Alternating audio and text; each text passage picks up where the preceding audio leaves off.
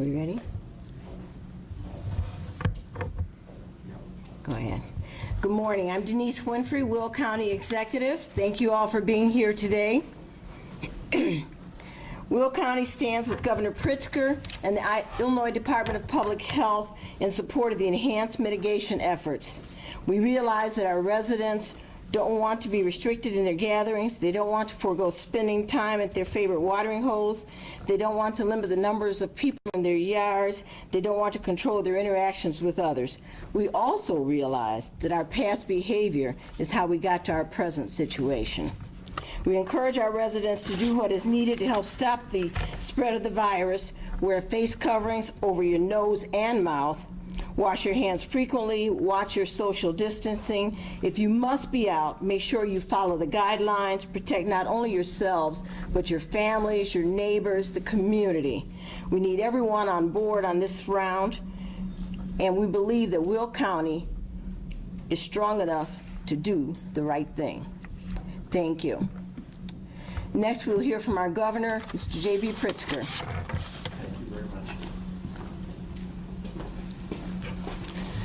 Well, thanks so much, Denise. Thank you for your leadership, for your kind introduction to everyone here. Welcome.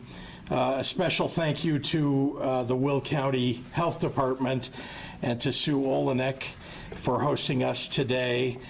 For those of you who don't know, I also want to thank, by the way, John Beavis from the Kankakee Health Department for your leadership and assisting us in this.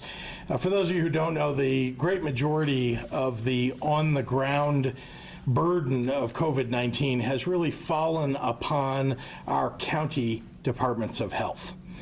And that includes the criticism, the political wrangling, the frontline health decisions, and they really deserve a Purple Heart and a sincere thank you from all of us as this battle against coronavirus continues.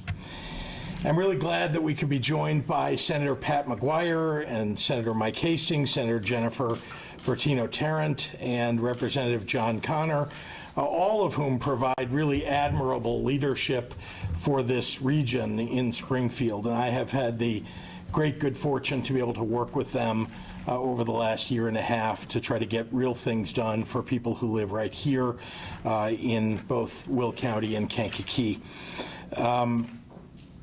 In a time full of unknowns, I've made a lot of effort to ensure that our residents have as much transparency as possible in Illinois' response to this pandemic. So we all know why we're here today.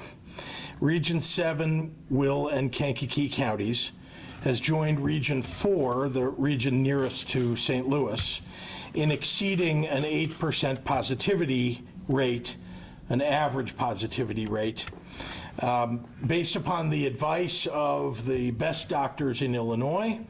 That positivity level is a danger signal that triggers new and stricter mitigations based upon the resurgence plan that I announced last month. The positivity level in this region exceeds the positivity levels in California and in North Carolina and is approaching the level of Georgia.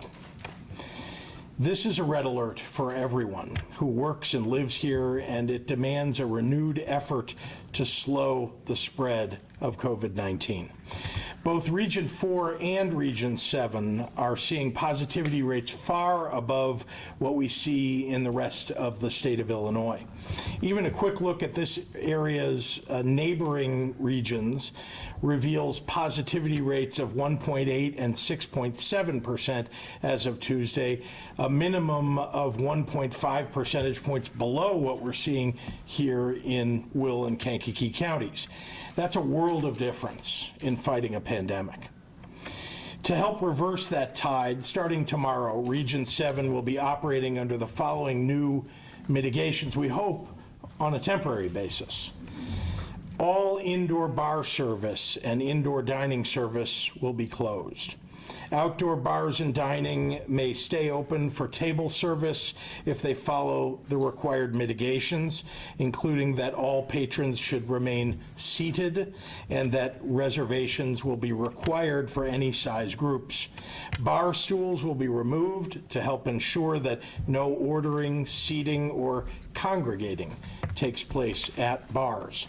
All bars, restaurants, gaming facilities, and casinos must close at 11 p.m.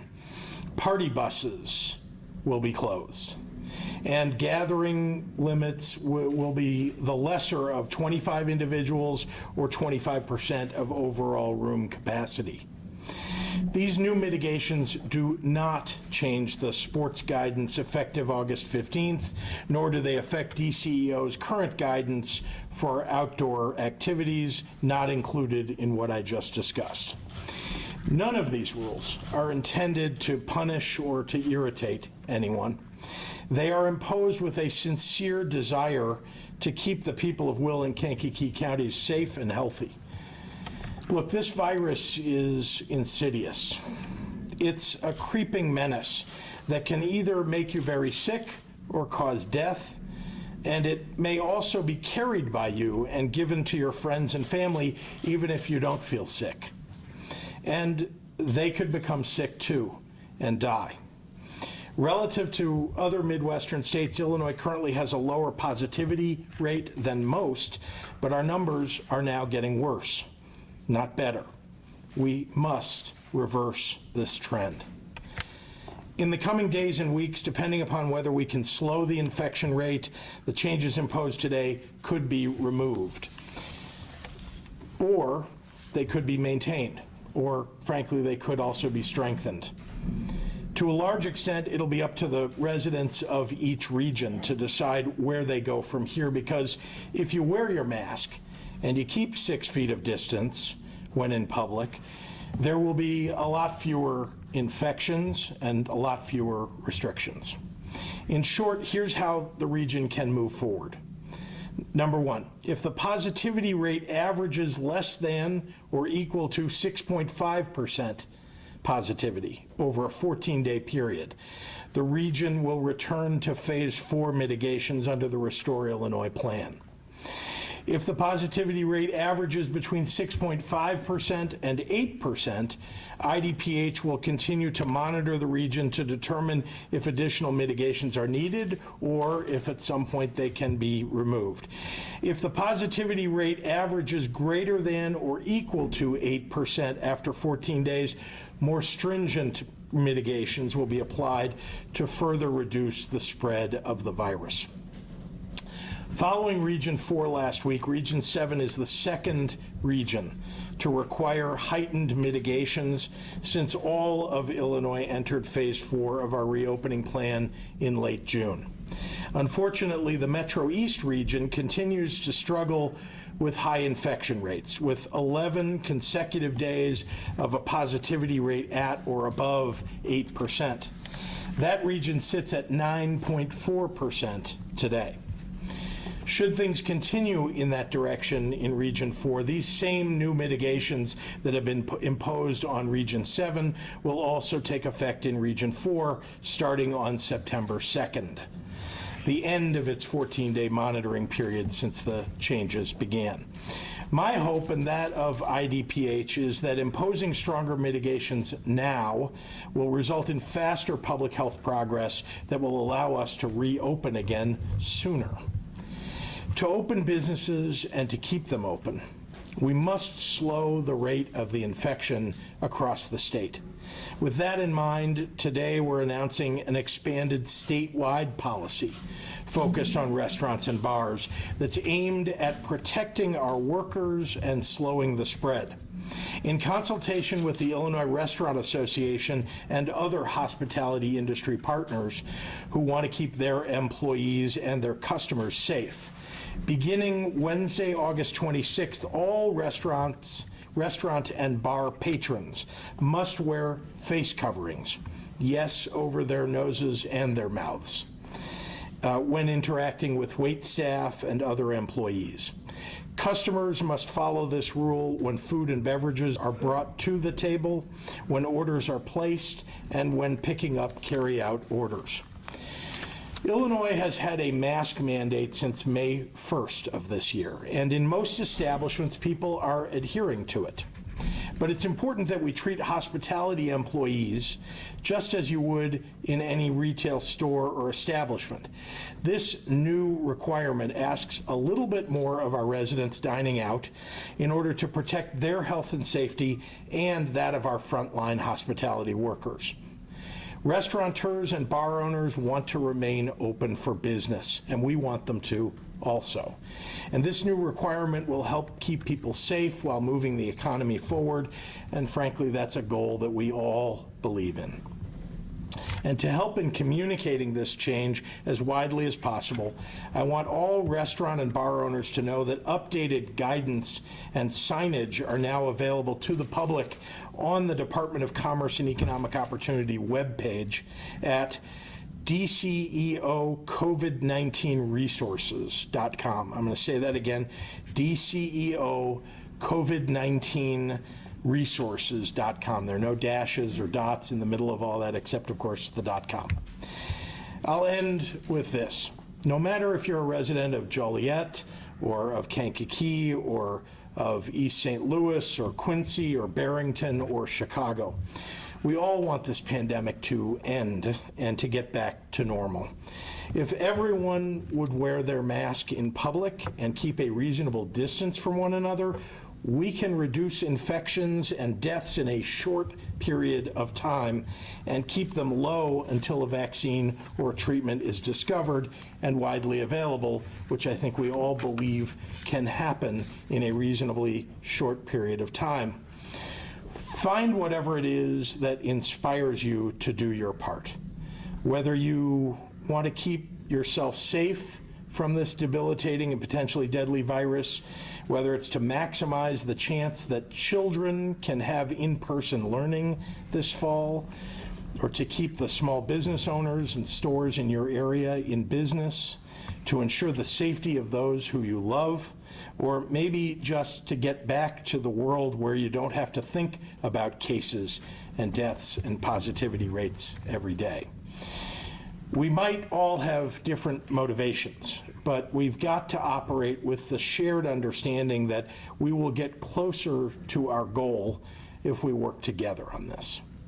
So thank you, and now I'd like to turn it over to our state's public health director and leader, Dr. Ngozi Ezike. Doctor.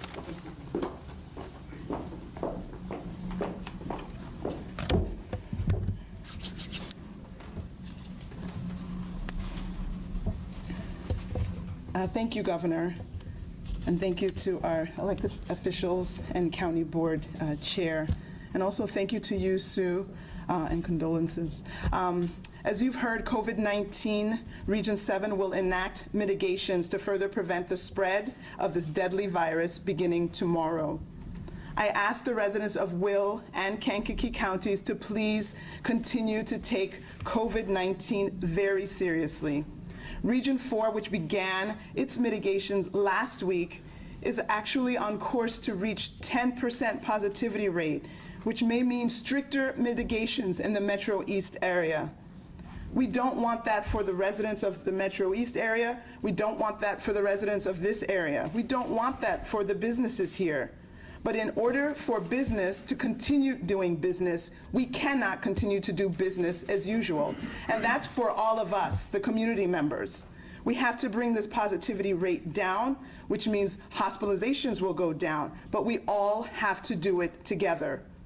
Region 7 was at 8% on the 19th, 8.3% on the 20th, and again 8.3% on the 21st. And that's unfortunately why we are here today.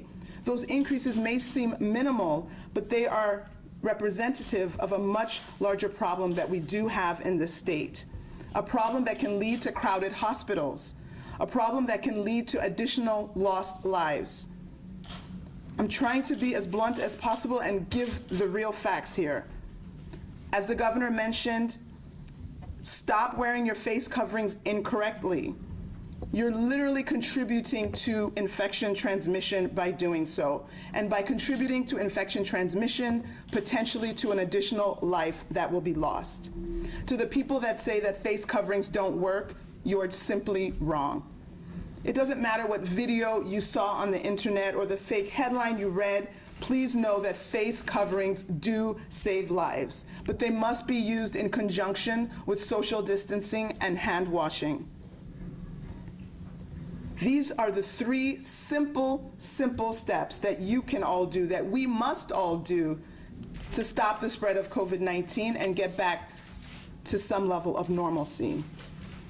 I care deeply about this state and every individual in this state. And it's my humble duty to bring you all the information and all the data to guide you to make the right decision for you and your loved ones.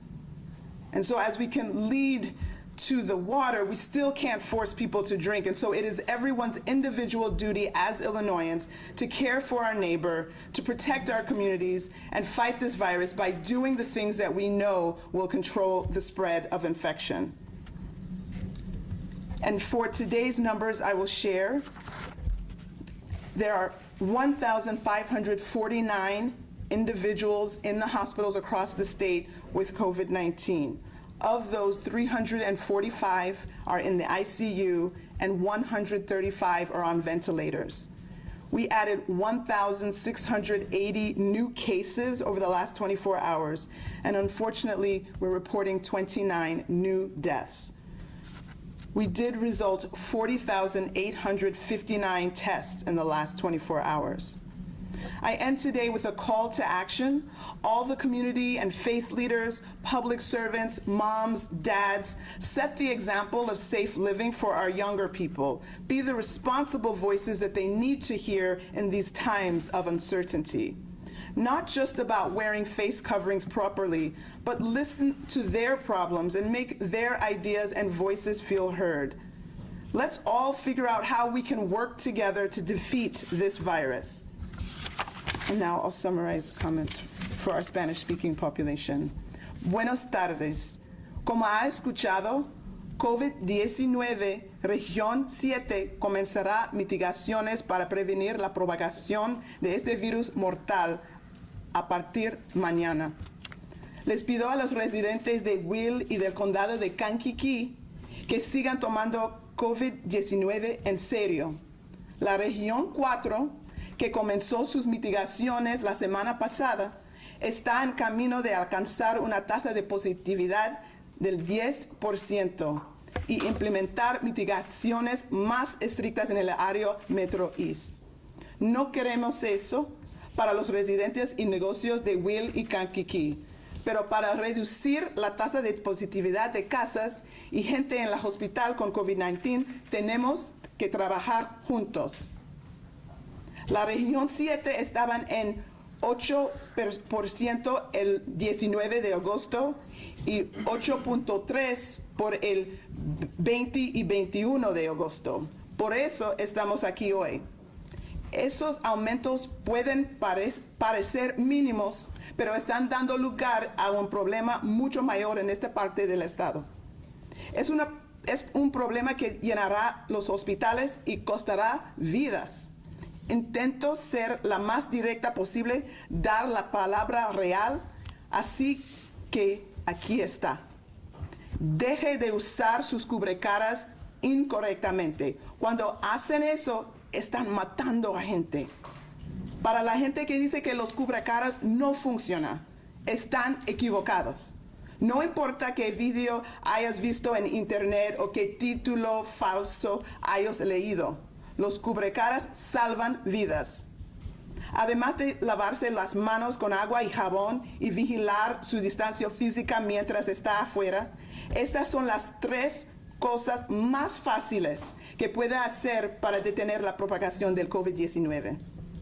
Y por los números de hoy, hay 1,549 personas en los hospitales. De ellos, 345 personas están en la unidad de cuidados intensivos y 135 están en los ventiladores. Desafortunadamente, hay 29 personas muertas. Me preocupó profundamente por cada persona en este estado. Es mi humilde honor traerles toda la información y datos para que tomen decisiones correctas para usted y para su familia. Es su obligación como residentes de Illinois a cuidar a su vecino y proteger a sus comunidades. Terminó hoy con una llamada a acción a todos los líderes comunitarios y religiosos, servidores públicos, mamás y papas. Sean el ejemplo de una vida segura para nuestra juventud. Sean las voces responsables que necesitan escuchar en estos tiempos difíciles. No solo se trata de cubrirse la cara correctamente, sino de escuchar sus problemas y hacer que sus ideas y voces se sientan escuchadas. Tenemos que seguir trabajando juntos para derrotar a este virus. Muchas gracias para su apoyo. And with that, I will turn it on to Senator Pat McGuire.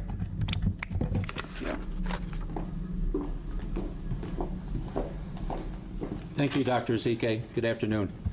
Governor Pritzker, you spoke of inspiration, motivation. To date, over 1,000 American healthcare workers and first responders have died of COVID-19. Over 1,000.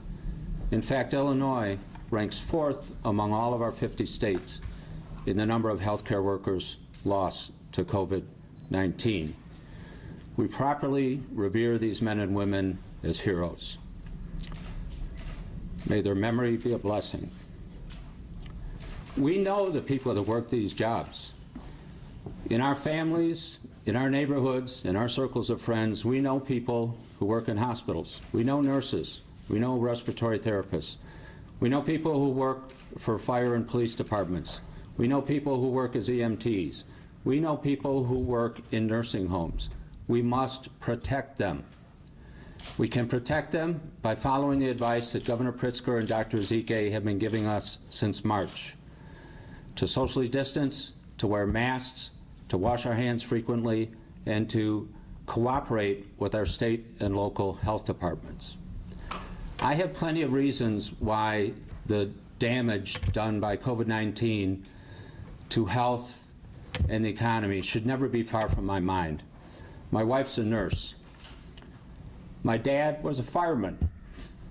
My grandfather owned a tavern. But I need to improve. It was only this morning that I realized I should keep a stash of fresh disposable masks in my car for those occasions when I left my cloth mask at home and I want to go through a drive-through to get some coffee. I need to have those fresh masks in the car to protect myself and my server. What we can do to help stem this pandemic and speed our economic recovery are all modest steps. Again, wear a mask, keep 6 feet apart, wash hands frequently, and listen to the guidance of our state and local health authorities. And the payoff for those modest acts is magnificent. They will save lives. We all need to cooperate on this.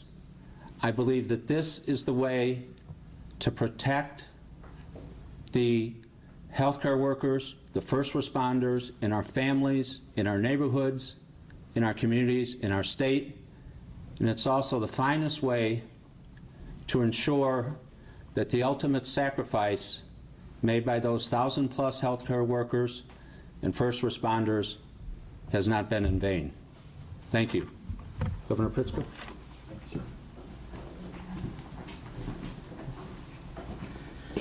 Thank you very much, Senator. Happy to take questions from any members of the media. Yes, sir. I'm from Governor Pritzker. I just wanted to get some more clarification of what were some of the differences between when restrictions were put out for Region 4 versus for this region, specifically I think about the indoor service at bars and restaurants. Can you explain some of those differences? Sure. Let me begin by saying that the mitigation measures are known to everyone. We put them online. They're fairly common.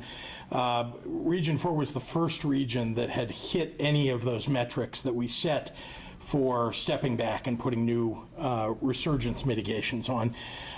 When we talked to the health officials in Region 4, they pointed out to us that they believed that if we set a slightly different set of mitigations around bars and restaurants, that would be effective. And listening to them, we felt like because they had been in communication with folks in St. Louis and had seen some of the challenges of being right on the border, that maybe that was a good idea to listen to them and follow their suggestion. I have to say that has not worked. And so they will, they are on a trajectory, unfortunately, now as I mentioned, in a week, essentially, to be right where, Will and Kankakee are. And indeed, their restaurants and bars, unfortunately, will be closed to indoor service and have the same mitigations that this region has now. Well, why are you waiting? Only because we had said when we put the mitigations in place that they would have 2 weeks under those sets of mitigations, and so there's 1 week left. I think we've had many, many conversations. I know Dr. Ezike, even over the last 24 hours, with the local health officials about the fact that this isn't working. And we want to make sure that people understand that it does take a couple of days, and you know that we're making this announcement and actually made it yesterday because we wanted to give bars and restaurants enough time so that they'd be able to make the adjustments that are required under the mitigation measures that we put in place. Governor, I'm Michelle Gallardo, I'm the full reporter for today, and just to follow up on that briefly, isn't it though a bit of a double standard to give them this extra week? Unintended. I mean, let me just say it was a mistake, in my view, ultimately to make the adjustment that we made in Region 4. But we were trying to understand the concept of, the region that they live in is slightly different. It's next to another metro area that was, that had different measures. And we wanted to be responsive to the local communities' county health departments.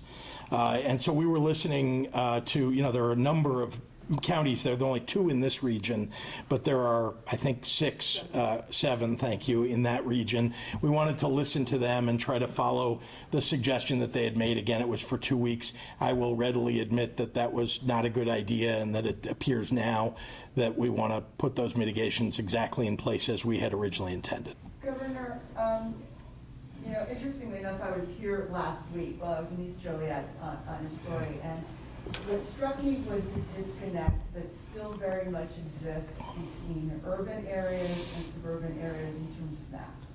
The entire time we were out doing this story, and we were out there all day, there wasn't a single resident wearing a mask. At what point we went to a local speedway to get some snacks, not even the employees inside the business, let alone the customers, were wearing masks. Yep. Why do we have this continued disconnect where people in maybe less populated areas just still believe that it doesn't affect them? It's a good question. I think we're now in the realm of human behavior. I'm not an expert necessarily, but I will say this, that there was a time, I think not that long ago, when Chicago and Cook County had an enormous spike in cases, and other areas, some suburban, some rural, didn't. And there were people who felt perhaps that the mitigations that were put in place for the entire state, well, that they didn't need to follow them because, gee whiz, the virus is really only in Cook County or only in the city of Chicago. And I think we're now seeing that that's not the case. And we've been seeing that for some time now. And I've been saying it from the very beginning, to be frank with you. This virus knows no boundaries. And it can be transmitted no matter where you live if you're not following the mitigations, the basic mitigations that individuals ought to follow for themselves. Forget what the state puts in place, but wear a mask. This is not that difficult a thing to do. It is for a period of time. It will end. There are vaccines and treatments that are in development. I think we all have some optimism that by next year we will have those available to us, and perhaps we can do away with masks altogether. But in the meantime, masks, social distance, wash your hands, these are just basic, easy things that everybody ought to be doing. Governor, it's been a couple of There's a question weeks over here. since- There are other reporters. There are questions. Okay, yes, ma'am, yeah. I'm sorry, I just didn't see you, yeah. We don't do pools anymore, so if your colleagues have other questions, they should come to press conferences, but I've made it very clear we don't do pools. Hi. Can you talk about why you're seeing an increase here though, and how is what's contributing to them? Yeah, yeah. So there are a number of things, and where these mitigations are actually designed to address them. It is true that, let me just talk about bars for a moment, because I think this is an important thing for everybody to understand. Why does everybody always talk about bars as part of the mitigations that you would put in place? The challenge with bars is often they tend to be packed with people. It is sometimes the case that even though we put capacity limits in, that the owners either don't have the ability to count the people that are coming in or to prevent people from coming in the door. But just as often, people who come in the door aren't wearing masks because you're drinking. Remember how COVID-19 transmits. It is essentially your saliva becoming aerosolized when you're speaking. When you're speaking, when you're yelling, when you're singing, when you're, and the louder you are, likely the more aspiration is coming from your mouth. How is the restaurant And- masking working? How will it work? I just want to make sure I finish this thought, which is just to make sure that you understand. So when we're concerned about these kinds of, closures, it's really, we look at each of these mitigations and ask, is this a problem in that area? Do we see that there have been problems with it? And the answer here is yes, and it's also the case, really, that's everywhere, that this is a challenge. But it's also the case with large gatherings of any sort. So we want to limit gatherings. These are all the things. This is not a political choice on my part. I'm not sitting around coming up with, this number makes the most sense. This is truly a reliance upon the doctors and their view of the data that's coming out of each region. Yes, sir. So how will the restaurant masking work? I mean, are patrons expected to wear their masks at all times except when they're eating or drinking? So the idea is we're trying to keep everybody safe. So the idea is to make sure that the masks are being worn when the servers are coming to your table, so you're not exposing them. Making sure that at all times other than when you're not eating, that you're wearing a mask, trying to, again, keep the aerosolization and, very importantly, the viral load in a room down, right? Because this isn't just a one-time thing where there's some, something that comes out of your mouth and it lands on the ground. This stuff can linger in the air, and the more people you have in a room, and particularly if they're eating and drinking, where you're, again, adding to this the amount of saliva that's in their mouth, you're adding to the viral load in an area. So that's why we're putting these other mitigations in place. This will be the last Governor, I would like question. to ask you a question from my colleague Jeremy Ross at CBS 2. Sure. It is regarding the unemployment benefits. The question is that Illinois is one of only 11 states that have not started the process to get the $300 extended federal unemployment benefits authorized by the president earlier this month, with hundreds of thousands in Illinois still facing a jobs crisis caused by COVID-19. The question is, what is taking so long? That's not accurate. It's just not an accurate question. We have begun that process. Indeed, it takes a lot of setup on an internal basis for us to move forward with that, and so that's what we've been doing. All right, Can I thanks, ask you a everyone. question on Thank you. Thank you. long-term health facilities? Thanks, everyone.